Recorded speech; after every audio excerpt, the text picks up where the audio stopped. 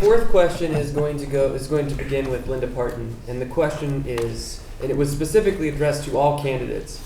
You have all said that we need lower water rates. So how will you accomplish this? Please give specifics.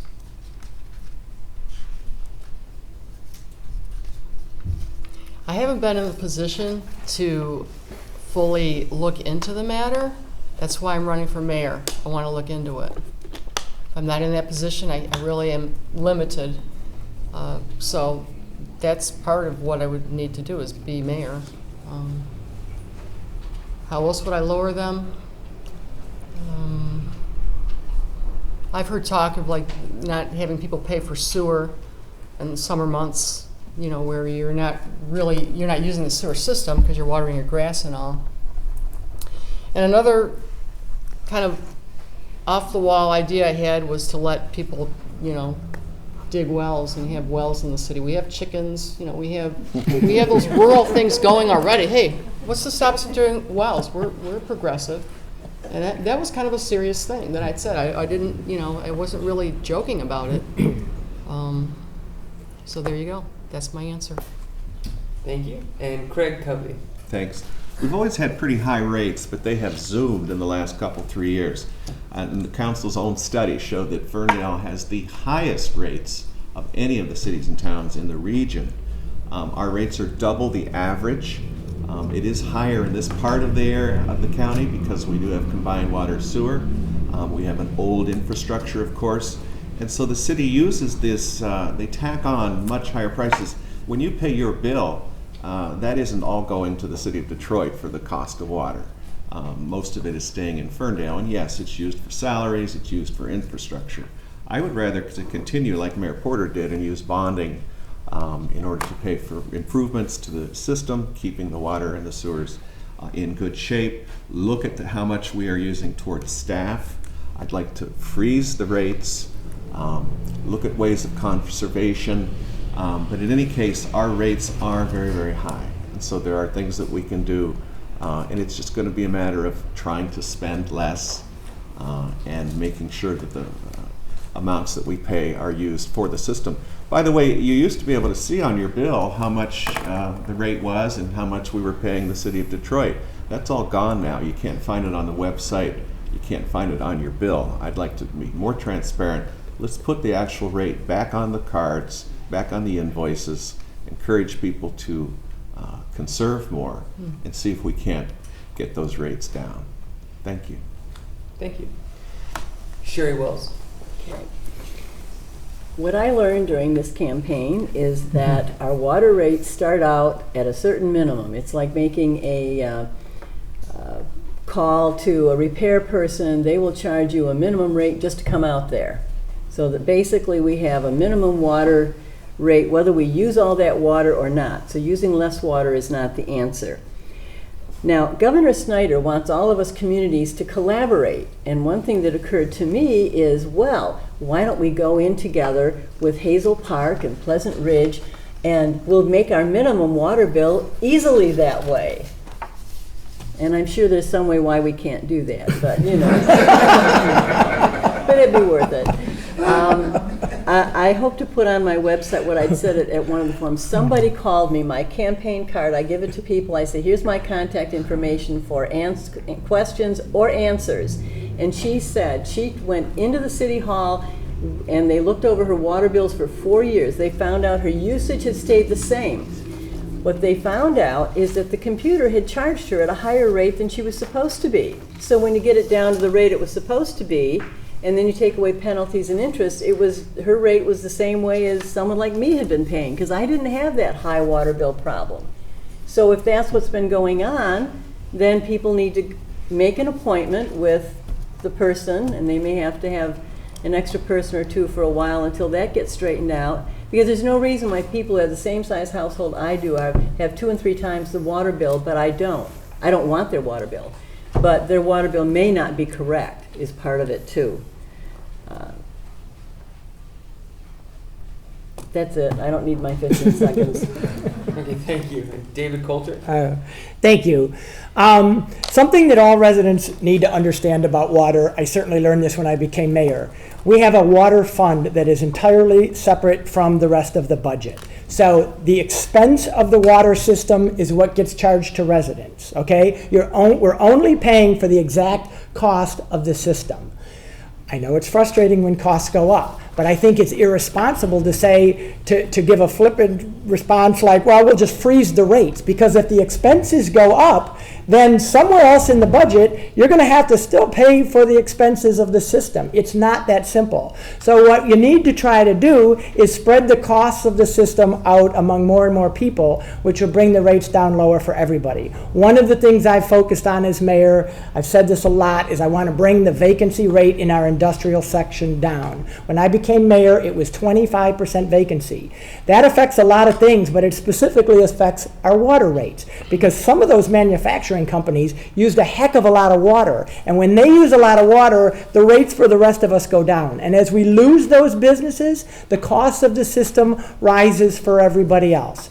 Over the last 3 years, we have reduced the vacancy rate in our industrial section in half. It is now under 10%. That's been a huge focus of mine for a lot of reasons. It gets taxes, it grows jobs, but it also is the strategy for bringing our water rates down. You can't simply freeze water rates and pretend that somehow that's going to freeze the expenses of the system. It's unrealistic, and it's not a plan for bringing down water rates in Ferndale.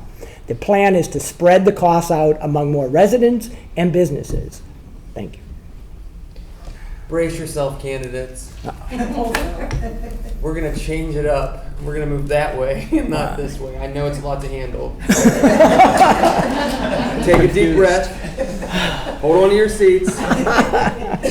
Our first question this time is, well, our fifth question, moving in the new order, is going to begin with Craig Covey.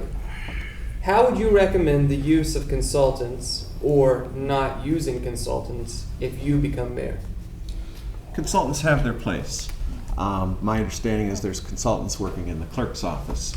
And everybody knows my main beef is hiring Plant Moran Cressa to be a consultant on business or on building projects. Sometimes when you have a specific need, a specific issue, and there's not expertise with the city staff, that is the time that you might bring in a consultant. One of my complaints, and this isn't just the current administration, you all remember I was mayor for 3 years and I railed against some of the consultants that we were hiring back then.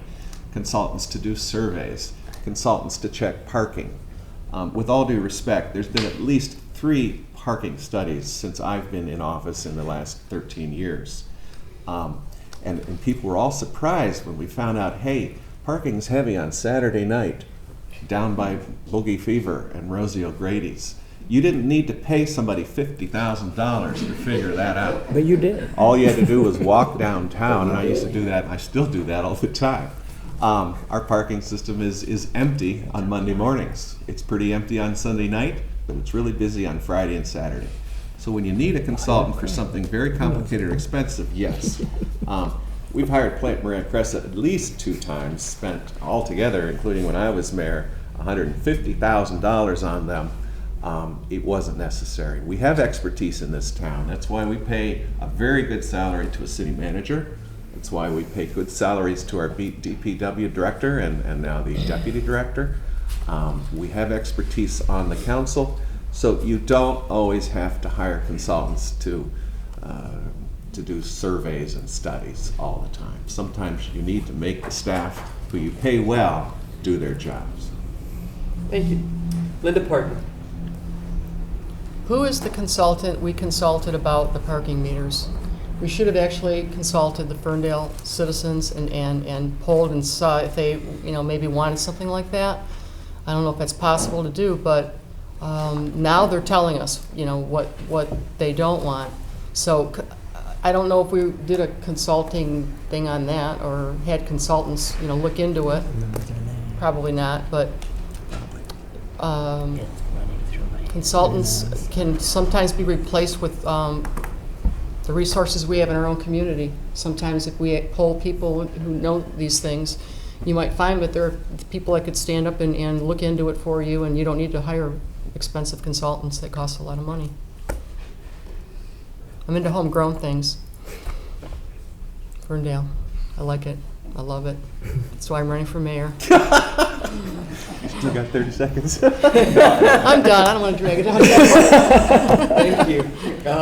David Actually, you Colbert. still have a minute. I'm always sort of puzzled by this argument over consultants. When you go to more conservative communities, you see the use of consultants a lot, but the people that are opposed to it there call it outsourcing.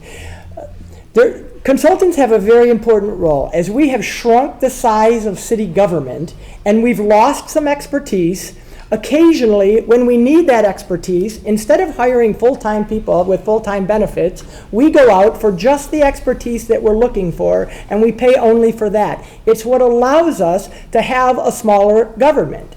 We don't have, I know we talked, Plant Moran was brought up, we're doing a $2 million project of a new courthouse and police department.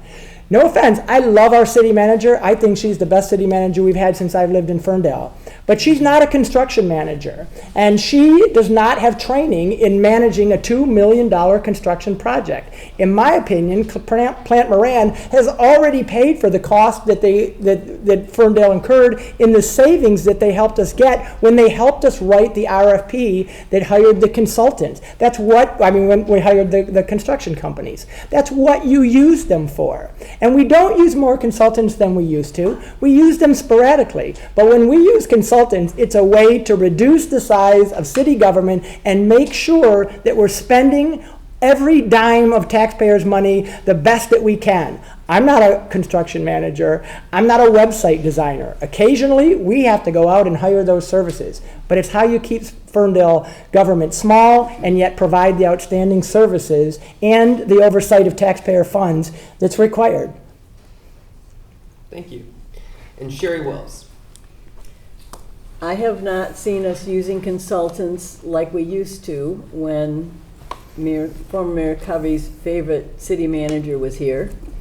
What I've also seen in the volunteer work I've done with the DDA and with other places is that we use a lot of volunteers. Our boards and commissions contain some highly trained, educated people on the Plan Commission and on some of the others commissions.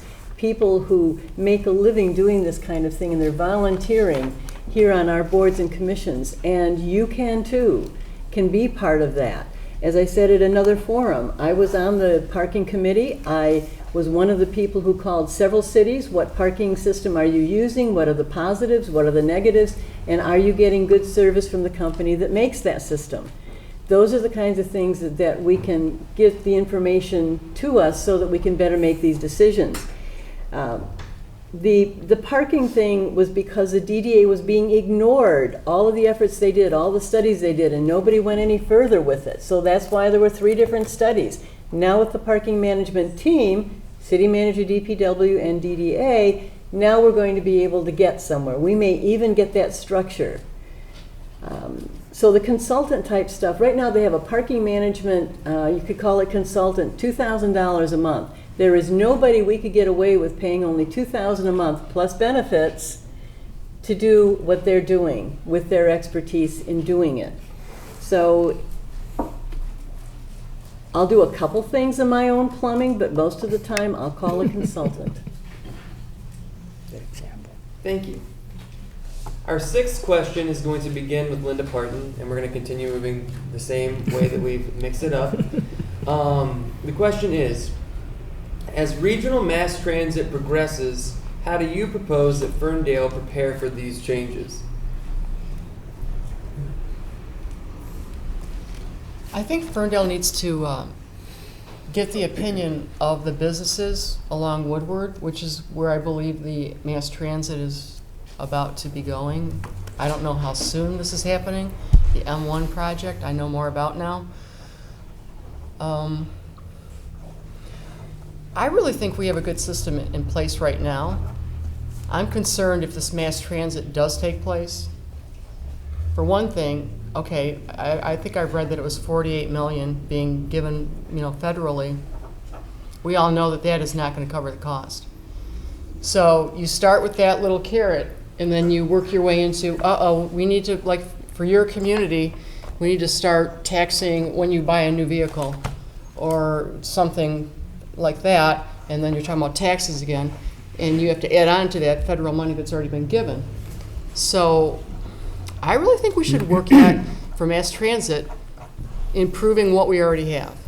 Make it better. Run more buses. I know there's a disconnect between Detroit and the suburbs, and we're the first gateway city for the mass transit that they're proposing.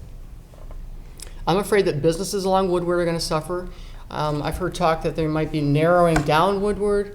That could be a problem. I think people need to think the whole thing out and really look at that before they make decisions on, this whole mass transit thing that they want to do. That's all. Thank you. David Coulter. Good. Well, people have been thinking about this for a very long time. When I ran for Oakland County Commissioner in 2002, I ran on the fact that I think we need to bring mass transit to Southeast Michigan. We're the only major metropolitan area in the country without it. And no city is poised to take advantage of it better than Ferndale, which has Woodward as its sort of main street right through the center of it. A mass transit stop near 9 Mile in Woodward will bring economic development to this town like we've never seen. And so we have to prepare for that. But I think it's an exciting opportunity, and I'm excited that mass transit is finally happening in our lifetimes.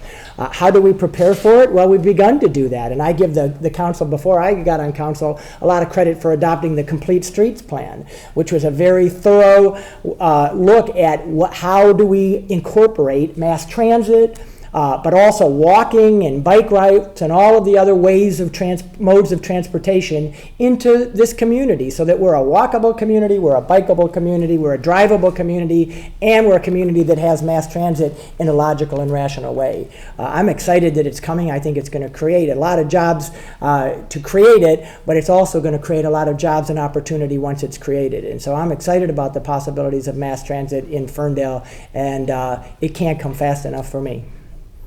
Thank you. Sherry Wells. We have a cheerleader at the back of the room. All right. One of my favorite mass transit stories. I had some legal papers I had to file downtown Detroit. I got on the Woodward bus. I only live a long block away from it. And it deposited me right on the corner for the building that I had to be in. I went up 9 floors to that office, filed the papers, came down the elevator, walked across the street, and within a minute, the smart bus was there to take me home. Much less time than me to drive down, park, pay parking. If I find a place, walk to the building. It happened once, and now it's all messed up again. But I've been in a lot of other cities. I visited my sister in Alameda, California. She had this big basket full of quarters and some bus schedules, and I could go anywhere I wanted. I could go to the San Francisco airport, which was through the BART system. All of these other cities that have this. And ever since those corporations got this all pulled out decades ago, we had the interurban that was just amazing. It was a wonderful place. Some people met their spouses there and got married. I mean, mass transit can be wonderful. Right now, we have been paying federal taxes, and all these other cities, smarter and ahead of us, have been taking all that federal tax money, and they've been doing all of these things, and we're the last on the list because we can't get it together in our metro area. Now we're getting closer, and if we yell and scream a lot more, we can maybe get a little more cooperation from a certain executive office in this county. You tried. Amen. So mass transit is something that can work so wonderfully. We need that. And if we have really good mass transit, we don't have to have the cars. I'm trying to keep my daughter and I down to 1 car. And we're good bicyclists. And that needs to be filtered in a little bit better than it is too. Please, Sue. Thank you. And last we have Craig Cubby. Thanks. There's a lot of great reasons of why we need mass transit. It's more efficient, it uses less energy. It's important for seniors and folks like myself who, as we get older, are not able or willing to drive or drive as well. it's an absolute stunning amount of development that'll come. The businesses here will shoot up in value. The property values will shoot up in value. I live 4 houses from Woodward, so if it happens in my lifetime, it's going to be a great thing for me. But then I just found out from Sherry that I might be able to finally find a husband.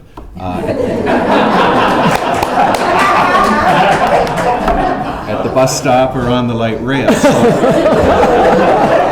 now I'm even more and more in favor of it. Thanks. Thanks, Mayor. You and I are totally in agreement on this. And Councilwoman Piana. This city's been advocating for years, and some of them were symbolic votes and some of them were actual votes, but we have been advocating and fighting Brooks Patterson and supporting mass transit for years. And I did get to work with Councilwoman Piana on complete streets. The 2 things I don't want to do is I don't want to spend our money on putting in mass transit. We can't afford it, and I don't want to hire a consultant to help us think about what's going to happen with mass transit. We're getting ready, and we will be ready, and it will totally help businesses. Thanks. Thank you. Our first question this time is going to start with Sherry Wells, and the question is, regarding downtown Ferndale, discuss your view of the role of City Council, including the mayor, and the DDA. And it's two-pronged. So where should the roles intersect, and where should they be separated? Between downtown Ferndale and City Council. I can read it one more time if you want me Please. to. Yeah, these multi-part questions. This is part of what I was talking about. You need to hold on to This your sounds chair. familiar. Regarding downtown Ferndale, discuss your view of the role of City Council, including the mayor and the DDA. Where should the roles intersect, and where should they be separate? The DDA is a department of the city. In a sense, it's a surprise to many people. The legislation that established the DDA did so in 1975 because the downtowns were dying because of the shopping malls. So the same wonderful automobile that has caused us to be able to live all over the place, urban sprawl, has also cost us our downtowns. Ferndale adopted that in 1981, and we've had a DDA since then. The DDA takes, if you have, the taxes get stopped right here. All the business taxes is here. The city still gets the amount that it was getting before that, the city and the county. Anything above this line that the DDA manages to increase in the downtown area gets to operate the DDA. So it doesn't take, if it isn't having these taxes increase, then it's not going to get the funding to continue its work. So that's how the DDA works, how it gets funded. The people on the city, on the DDA board are appointed by the mayor, who is an official member of that board, and approved by City Council. So there already is, by legislation of the state, a method that is supposed to be followed in there. It reports to the city. You've seen those on City Council meetings. It has a certain amount of autonomy. There's still a couple things that, by attending all these board meetings, there's still a couple things that happen that I never remember hearing about at a board meeting. And that, when I get to be mayor, I can just ask them, say, okay, what happened here? How did this happen? And I didn't get to know about it. So there are a couple things. I have a list of things that I would like to talk with the DDA about with some authority. But there's also some things that I highly respect about the DDA that only comes from having been that involved in it for 4 years. Thank you. So now we're going to go to Craig Covey. Thanks. The DDA, or the Downtown Development Authority, is a quasi-independent organization. It is linked closely with the city government, and it should always be a partnership. By the way, I know the rules here with regards to our debate, we weren't going to be calling out, each other's names and just talking about our own positions. I don't mind being called out half a dozen times. But I do want to say, Sherry, that I attended a lot of the DDA meetings when I was a member of the DDA as the mayor. And so I worked with Chris Hughes and Christina and Chris Johnston and all of those folks.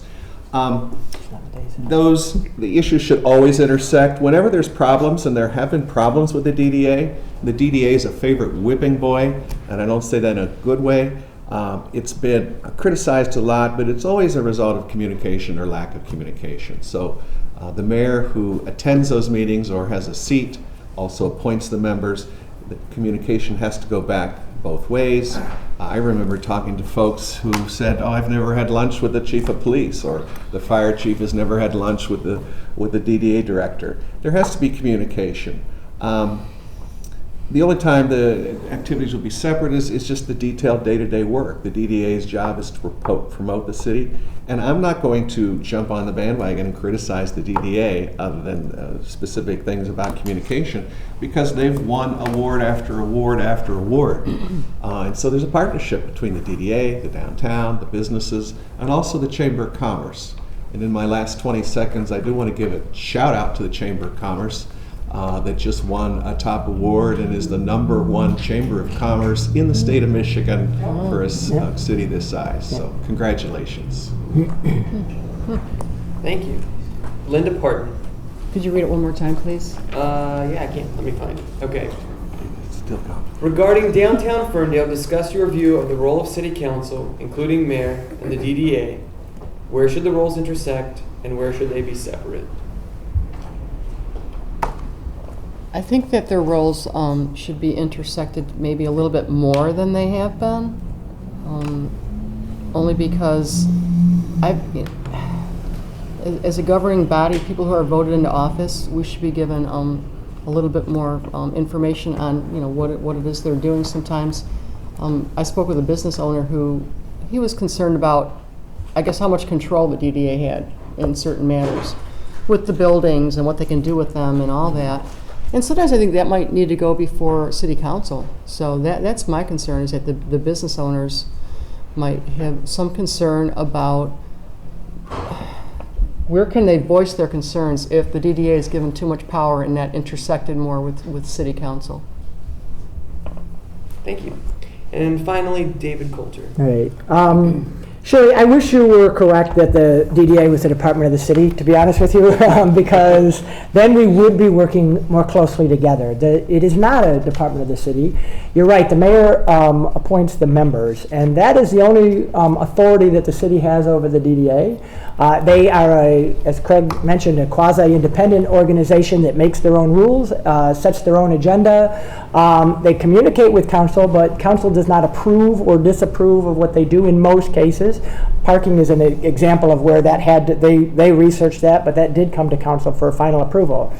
I'm going to be honest, the relationship between the city and the DDA has been one of the most frustrating things I've dealt with in my 3 years as mayor. It's not close enough. We don't work well enough together. I'm just going to be frank.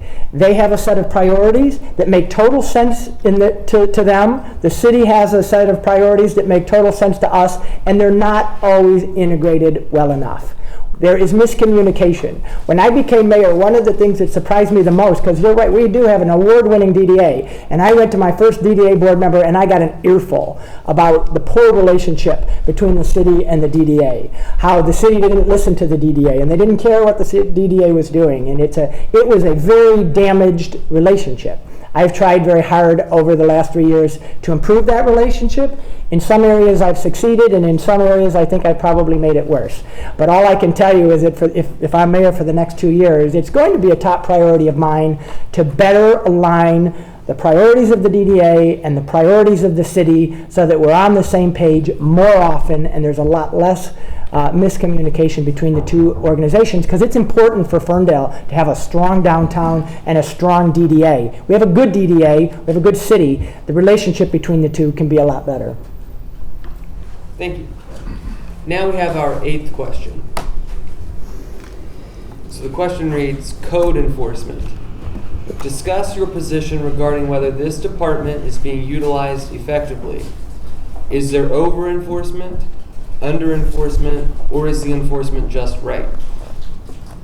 We're going to start this question with David Coulter. All right. Code enforcement is one of those sort of internal, boring issues that's really, really important, because if you have one bad house on the block that is not being well maintained, it affects every other house on the block and the whole neighborhood. It's really important for the city to lean on the houses that are not keeping up with their properties. But it is a balance because folks are struggling. Some of those repairs take money, and we're not trying to drive people out of our city either. So it's always a balance. But I think that when it comes to code enforcement, we can do it. I don't know if it's less or more enforcement. I think we can do it smarter. I announced a plan for a new way to do code enforcement that I hoped to launch this year. Looks like it's not going to start till next spring now. But my plan is, instead of the code enforcement people randomly driving around the community up and down the streets looking for problems and also responding to neighbors that complain, that we would do what I would call a clean sweep program modeled on the Warren model. That is, we would take one neighborhood at a time, and we would go up and down those streets, visit every house, not in a penalizing way, but in a helpful way. Here are some of the responsibilities that you have. Here are some of the resources that are available to you if you need help keeping up your properties. And one neighborhood at a time, give intense, focused effort on those neighborhoods so that by the end of 1 year, every neighborhood in Ferndale has had an intense, focused effort on their code enforcement. That's what I call the Clean Sweep program. I had hoped to launch it this spring, but so many people were excited about it and wanted to partner with us on it that we're going to launch it, if I'm mayor, in the spring, or the next mayor could do it as well, because we want to work with the nonprofit organizations and other people who can bring resources to the table as well. So look for the Clean Sweep program in the program because it's in the future, because it's really important that we get code enforcement right. Thank you. Sherry Wills. All right. Well, on Facebook, and in the neighborhoods, I've heard where they're doing it right, they're not doing enough, they're giving me warnings and tickets for no reason, they're ignoring the house 2 doors down. So it's, yes, it's a mishmash. But I have seen, going on every street in Ferndale during this campaign, I have seen wonderful, cute little houses everywhere. I've seen the occasional dumpy one here and there, but all over the place, not just in a certain neighborhood. When he announced this clean sweep, I said to someone, I needed to get my front yard a little more ship-shape. And they said, oh, they're going to start on the east side. What's with that? But I have noticed that there's no side of Ferndale that looks better than the others. People are so proud of their places and keeping it up. Mayor Coulter got the idea from Warren, and I talked to Warren councilman. They are bringing in churches and other organizations because it can't go without that. Time Bank is something that I've been a supporter of and am a member of, and that's where people can trade time.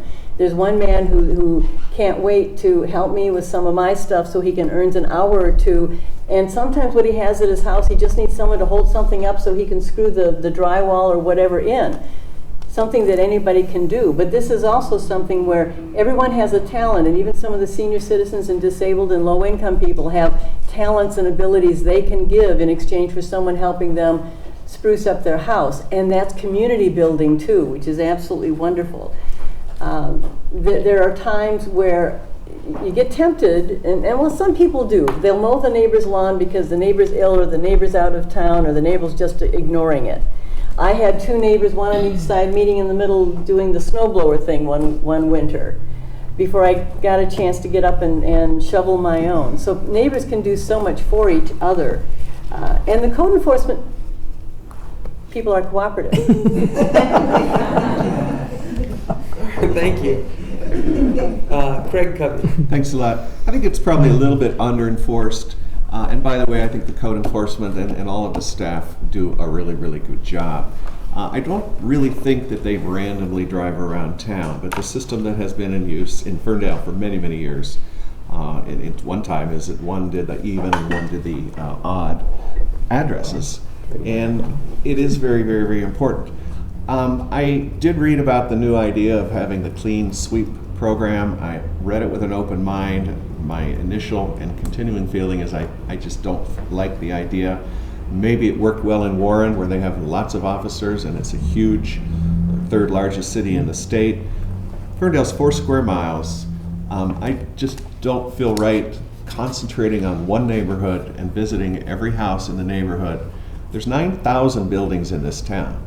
And so To me, that just sounds like more bureaucracy. 9 out of 10 homes in Ferndale are in great shape. They don't need a code enforcement officer. So I don't like the idea of intensely focusing on one neighborhood. And it's too bad that it's going to take a year to implement the program. It's too bad. I like it. Thank you. And lastly, we have Linda Parton. Can you say rats? Rats. Okay. All right.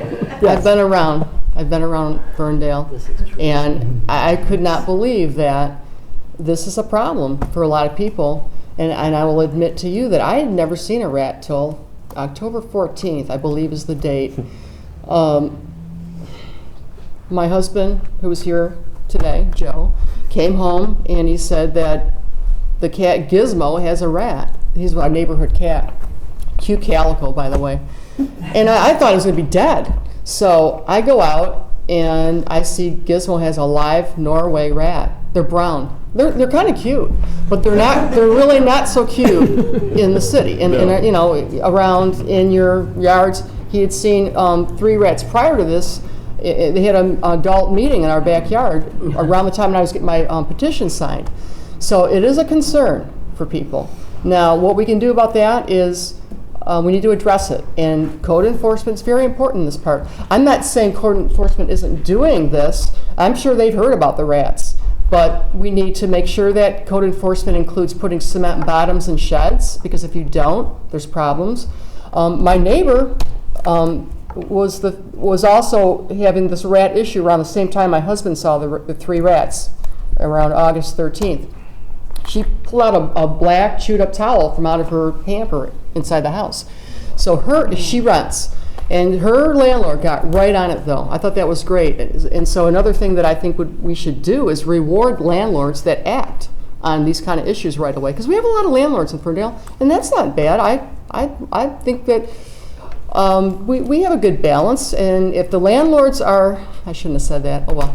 The landlords are fast acting and they do their job, then we don't even know the difference between rentals and real homes, you know, that people live in permanently. Okay. Thank you. Well, we're done with the questions. We're now going to do our closing remarks, and we're just going to do it in the exact reverse order of the way that we started it. So we are going to start with Craig Covey and then work down to the end of the table, and they'll be timed. For how long are the closing remarks? 3, Wow. 2? Oh, actually, now Yeah. I decided they're 1, and then we're going to have a version of the Hunger Games. Just a thought. Your ratings are going to go so through the roof if you do it. But anyway, the closing remarks are going to be 2 minutes apiece. We're going to start with Craig Covey and work our way down. Okay. Ferndale really does need to be a reality show. Last night after work, I wandered down to the Loving Touch to hear a whole bunch of the region's best blues artists play live music. The concerts were free, and I was reminded again of one of the reasons why I love this town. We have a walkable downtown full of life and choices for great food and entertainment. It's a town that is safe and fun and popular and prosperous. When I first started talking about running again for mayor, some political types said, including some friends, "Oh no, don't run, Craig. We have a united city. The city council's united. We don't want to upset the apple cart." But I don't think that citizens running for office, sharing ideas and debating issues is a bad thing. I think democracy and voting and campaigns are good things. I don't think that having all 5 city council members voting the same on every issue is a great thing either. We need thoughtful debate and balance on city council. This race isn't about who is more liberal or more democratic or more Republican or more libertarian. It's about leadership, good management, and authenticity. I've won and I've lost elections, and I'll be happy no matter what the voters decide November 5th. You see, I've already achieved my goals. I wanted to have good debates on the issues and give voters a choice. I will support whoever is the next mayor of Ferndale, and I'll stay involved and engaged. What would really make me happy, though, is if lots more Ferndale voters get out and vote on November 5th. Young people need to vote, and new residents need to vote. Whether you vote for me, or Dave, or Linda, or Sherry, Whether you vote yes on Prop A or vote no, just make your choice, get out, and vote on Tuesday, November 5th. That will make me really happy, and that's what makes Ferndale truly great. Thank you. Thank you. Linda Parton. By the way, amen, brother. I Thank like you. that. Okay, I really do like the civility pledge, and I didn't read the second part of each, what are they, they're called principles, or you mentioned a different name. And so I'm going to go ahead and read those right now. Be aware of and attend to the world and people around me. Focus on others in order to better understand their points of view. Invite all groups of people to work for the greater good of the community. Act in good faith, speak with accuracy and integrity. Be discreet. Don't participate in destructive communication. Honor other people and their opinions, especially in the midst of a disagreement. Don't assume bad intentions in others. Look for points of agreement. Don't contradict just to do so. Be sincere, apologize, and forgive. Be mindful of the impact of the words I choose. And practice accountability in language and actions. That's that. Now here's my other formal ending. Okay, thanks again to the citizens for Fair Ferndale. I've really appreciated this forum a lot, and I think it's great.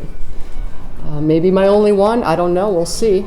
Well, it will be my only one, because I only plan on running for one term. So there you go. Thank you to the person who's doing the cable and putting it on WRFN. For this will help everyone watching to make an informed choice on their ballots. I would like to thank my fellow candidates for committing their time to being here. And not to sound like a broken record, but I admonish you to go out and vote. Because if you don't, people will be elected and issues will be decided for you and not by you. In this race, especially with so many options for mayor, as you see us all up here, and on the critical proposal A, which will either make a statement that we are decriminalizing marijuana for Ferndale or we are not. It's all up to us to get out to the polls. This could be very well one of those elections where our next mayor or this proposal is determined by that one last vote that turned things one way or another. Thank you again, and God bless you, everyone. Thank you. David Coulter. Well, thanks again to C.F.F. You guys do an amazing job, and this was a really interesting and a fun forum to be a part of. I said in the beginning, it's been a privilege to be the mayor of this community, and I agree with Craig. Whatever happens after November, I will continue to stay involved as I have since I've lived here for 22 years.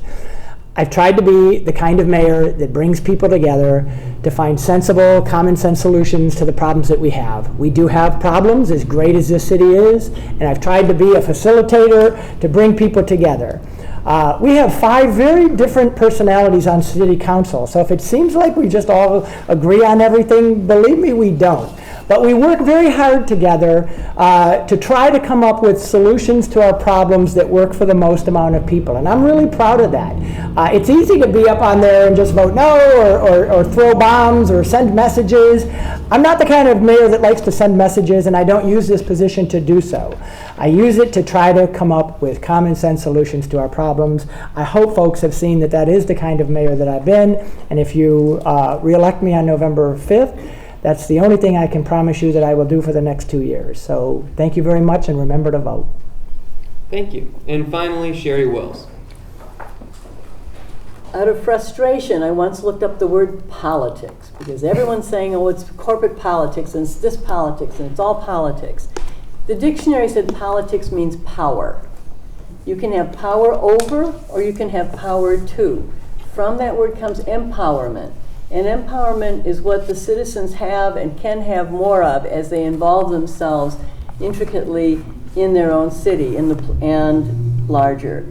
And that is one of the things that there's so many more places to be involved in this community. I've kept learning them. The library board has committees that you can be involved in along your interest line. The DDA has committees. The school boards have committees. So there's so much more involvement where we can run our city by that kind of involvement. The marijuana issue, to clarify, state and federal laws will apply. This is mostly just us saying we want this issue to be heard. There's nothing the police department can or will do if this ordinance passes, is my understanding. That they will do any differently until the state and the feds make some changes. But changes do need to be made. Lower our taxes if we have fewer people in jails and prisons. I called the health department about rats when a neighbor's dog died. There are things that we can each individually look at around our houses. We can't put 4 feet of cement under buildings that are already there is part of the problem, but you can look for the rat holes. There's so much more that citizens themselves can do. And after I'm elected mayor, I want to have coffees and other meet the mayor type situations around town so you can tell me, the residents, the business and government can all communicate together. You can tell me what your questions are and you can tell me what your answers are. Thank you. Was everyone right? It's everybody.